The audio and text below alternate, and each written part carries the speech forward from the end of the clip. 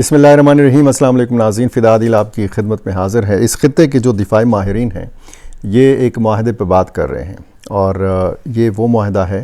कि जिसका इम्कान नहीं था, जिसकी तवक्को नहीं थी, लेकिन ये मुआहदा हुआ है। अफ़गान तालिबान ने रूस के साथ मुआहदा किया है, बल्कि आप यूँ कह लें कि रूस ने ये पहल की है, ये इनिशिएटिव लिया है और अफ़गान तालिबान के साथ एक दिफ़ाई मुआहदा किया है। ये किस नौइयत का दिफ़ाई मुआहदा है, इसकी तफसीलात अभी तक सामने नहीं आ सकी, लेकिन ये कहा जा रहा है दिफ़ाई माहिरीन की तरफ से कि ये एक दूसरे की ज़रूरत है। अब ज़ाहिर है कि अफ़गान तालिबान को रिकग्निशन चाहिए, शनाख्त चाहिए, और उनकी हुकूमत को बाकायदा तौर पर अगर किसी मुल्क ने, वाहिद किसी मुल्क ने तस्लीम किया है तो वो रूस है। रूस ने ऐलान किया था कि हम अफ़गान तालिबान की हुकूमत को तस्लीम कर रहे हैं, लेकिन अब बाज़ाब्ता इसकी शक्ल सामने आ गई है इस मुआहदे के बाद। ये जो फ़ौजी ताउन मज़ीद गहरा करने के हवाले से मुआहदा है, इस पर बाकायदा दस्तखत हो चुके हैं और जिसके बाद ये कहा जा रहा है कि बाज़ाब्ता तौर पर अब रूस वाहिद दुनिया का ऐसा मुल्क बन गया है कि जिसने अफ़गान तालिबान की हुकूमत को तस्लीम किया है। पहले ऐलान सामने आया था और अब अमली इक़दामात भी ऐसे नज़र आ रहे हैं कि रूस और तालिबान ये एक दूसरे के बहुत करीब आ चुके हैं। जब आप सफारत खाने की सतह के ऊपर बात करते हैं, सफारती ताल्लुकात के हवाले से बात करते हैं, और तो फिर तो ज़ाहिर है कि एक रस्म है किसी भी मुल्क की हुकूमत को, कहीं भी किसी तंजीम की हुकूमत को तस्लीम करना, लेकिन अब रस्म से बात आगे बढ़ चुकी है। अब आज की वीडियो में इस मामले पे बात होगी कि इसमें फ़ायदा किसका है, नुकसान किसका है, और अब आप यूक्रेन के तनाज़ुर में बात करें या आप पाकिस्तान के तनाज़ुर में बात करें तो फिर इस मुआहदे पर बात बनती है। और इस हवाले से जानना बहुत ज़रूरी है कि इस मुआहदे के मुज़मरात क्या हैं, इस मुआहदे के बाद इम्कानात क्या हो सकते हैं, और फिर मुख्तलिफ़ ममालिक को ख़दशात क्या हो सकते हैं, ख़ुसूसन जब आप यूक्रेन और रूस की लड़ाई के तनाज़ुर में बात करें, जब आप कशीदा ताल्लुकात के तनाज़ुर में बात करें पाकिस्तान और अफ़गान तालिबान के बीच में। तो क्या रूस तालिबान की मदद करेगा? ज़ाहिर है तालिबान को मदद चाहिए थी, तालिबान को मज़ीद भी मुल्कों से रिकग्निशन चाहिए। अफ़गान सरज़मीन जो है उस हवाले से रूस वो मुल्क है कि जिसने ये कहा है कि यहाँ पे 23,000 गैर मुल्की दहशतगर्द मौजूद हैं और मुतअद्दद दर्जनों ऐसी तंजीमें मौजूद हैं कि जिनसे ये लोग वाबस्ता हैं। अब रूस के ख़दशात भी हैं अफ़गान सरज़मीन को लेकर, इसी किस्म के ख़दशात चीन के भी हैं, ईरान के भी हैं, पाकिस्तान के भी हैं। अब अगर रूस के भी उसी किस्म के ख़दशात हैं और रूस अफ़गान तालिबान की हुकूमत को तस्लीम करता है, रूस दुनिया को कहता है कि अफ़गान तालिबान एक हकीकत हैं और दुनिया को उनके साथ इंगेजमेंट बढ़ानी चाहिए और उनके साथ ताल्लुकात बढ़ाने चाहिए, और दूसरी तरफ हम देखते हैं कि दाइश खुरासान इस ख़ित्ते में एक बहुत बड़ा चैलेंज है मुख्तलिफ़ ममालिक के लिए। ये जो तंजीम है ये बैक वक्त पाकिस्तान के लिए भी दर्द-ए-सर है, अफ़गान तालिबान के लिए भी एक बड़ा चैलेंज है, और रूस के लिए भी। रूस में आपको याद होगा एक कुछ अर्सा पहले मॉस्को के कॉन्सर्ट हॉल में वहाँ पे एक हमला किया गया था। उसमें फिर ये बताया गया उस हमले के बाद कि जी ये हमला दाइश खुरासान ने किया है, और दाइश खुरासान के हवाले से रूस का भी यही मानना है कि अफ़गान तालिबान उनकी मदद कर सकते हैं, क्योंकि अगर अफ़गानिस्तान की सरज़मीन पर कोई खुल्लम खुल्ला दुश्मनी है अफ़गान तालिबान के साथ, या अफ़गान तालिबान के ऊपर अब तक जो रकीक हमले हुए हैं उनमें सबसे ज़्यादा हमले दाइश खुरासान ने किए हैं, और आपको पता है दाइश खुरासान पाकिस्तान के ख़िलाफ़ भी सरगर्म है। तो रूस को लगता है कि अफ़गान तालिबान वो क़ुव्वत हो सकते हैं कि जो इस तंजीम का रास्ता रोक सकते हैं, दाइश खुरासान का कला कमा कर सकते हैं। और इस मुआहदे के बाद दिफ़ाई माहिरीन क्या कहते हैं, रूस ने ये जो मुआहदा किया है, ये मुआहदा हुआ है जनाब मॉस्को में मुनक़िदा एक इंटरनेशनल सिक्योरिटी फ़ोरम। यहाँ पे रूस ने मेज़बानी की, तालिबान के वज़ीर दिफ़ा मुल्ला याकूब मुजाहिद ने इसमें शिरकत की, बतौर ख़ास इसमें शिरकत की। मुल्ला याकूब मुजाहिद आप अच्छी तरह जानते हैं, मुल्ला محمد عمر کے یہ صاحبزادے ہیں، آج وزیر دفاع ہیں افغانستان کے، اور یہ بھی بتایا جا رہا ہے کہ یہ طالبان حکام کی پہلی اعلیٰ سطحی شرکت ہے کسی بھی عالمی فورم میں، اور پھر ایسا فورم کہ جو افغان طالبان کے لیے بھی بہت زیادہ اہمیت کا حامل ہو اور جس میں افغان طالبان کے ساتھ دفاعی نوعیت کا معاہدہ کیا جا رہا ہو۔ روس اور یہ جو افغان طالبان کے مابین معاہدہ ہے، جیسے میں نے پہلے بھی آپ کو بتایا کہ اس کی تفصیلات ظاہر نہیں کی گئیں۔ جیسے ہم دفاعی معاہدے کے حوالے سے جب ہم بات کرتے ہیں تو ہمارے ذہن میں فوری طور پر حالیہ ایک عرصے میں ہم جب ایک دفاعی معاہدہ دیکھتے ہیں تو پاکستان اور سعودی عرب کا دفاعی معاہدہ دیکھتے ہیں۔ اس میں ایک بنیادی نقطہ یہ تھا کہ پاکستان کے اوپر حملہ سعودی عرب پہ حملہ تصور ہوگا اور سعودی عرب کے اوپر حملہ پاکستان کے اوپر حملہ تصور ہوگا۔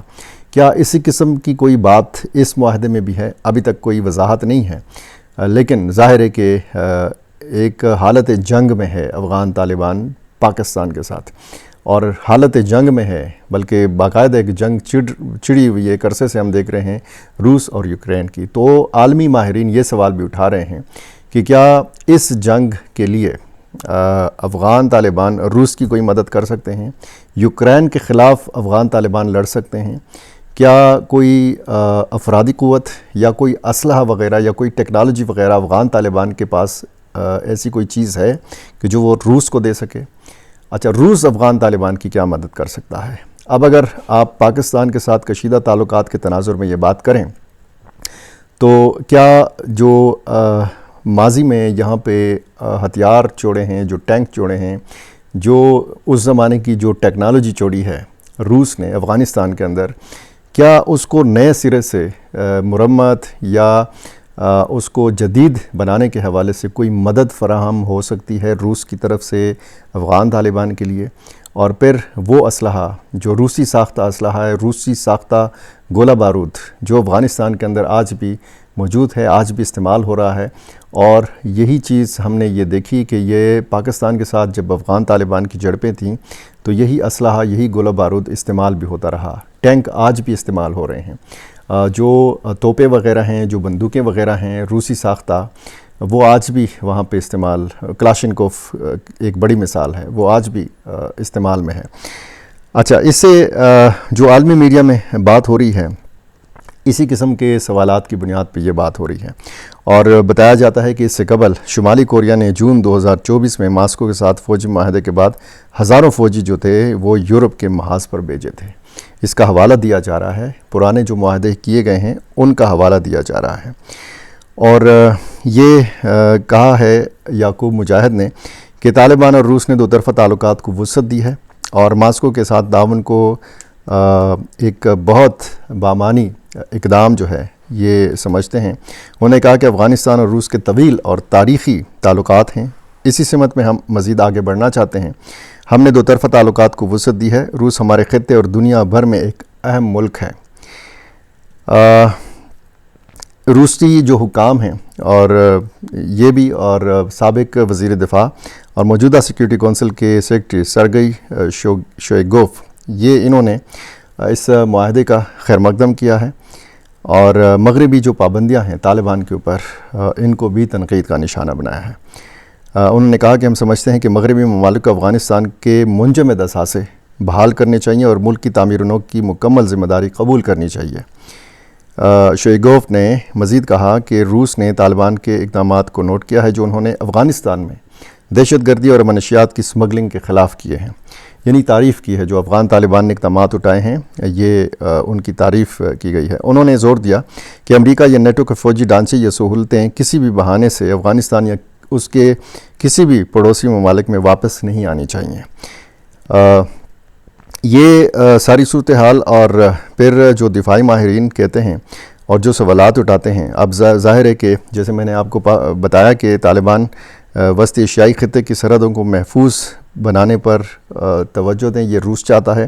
اور جہاں داعش خراسان گروپ کی سرگرمیوں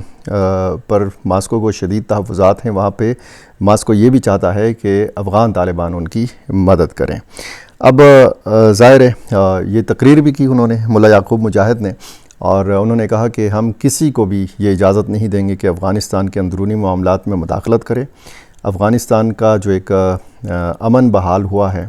یا یہاں پہ تشدد کا یا جنگ کا خاتمہ ہوا ہے، دوبارہ سے وہی ماحول بنایا جائے، اور انہوں نے کہا کہ افغان سرزمین کسی بھی دوسرے ملک کے خلاف استعمال کرنے کی اجازت نہیں دی جا سکتی۔ یہ اب ظاہر ہے کہ ایسی صورتحال ہے کہ دنیا بھر کے ماہرین اور خصوصاً اس خطے کے جو ماہرین اور مختلف جو افغانستان کے پڑوسی ممالک ہیں، یہ اس معاہدے کو بڑا باریک بینی سے دیکھیں گے۔